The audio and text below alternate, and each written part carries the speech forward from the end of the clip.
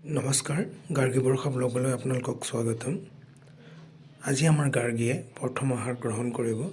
সেয়ে ভগৱানৰ শ্ৰীচৰণত অৰ্পণ আৰু পূজা অৰ্চনাৰে আজিৰ ভিডিঅ'টো আৰম্ভ কৰিছোঁ। সকলো বন্ধু বান্ধৱীলৈ পুনৰ নতুন বছৰৰ শুভেচ্ছা জ্ঞাপন কৰিলোঁ। ধন্যবাদ।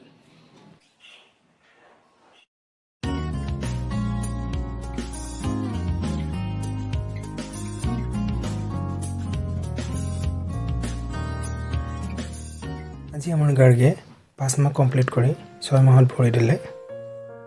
ব্ৰেষ্ট ফিডিঙৰ অলপ প্ৰব্লেম হৈ আছে কাৰণে ডক্টৰে এডিশ্যনেল ফুড খুৱাবলৈ এডভাইচ কৰিছে। সেয়ে আজি মই এটা এডিশ্যনেল ফুডৰ ৰেচিপি শ্বেয়াৰ কৰিবলৈ আহিছোঁ। আহকচোন চাওঁ।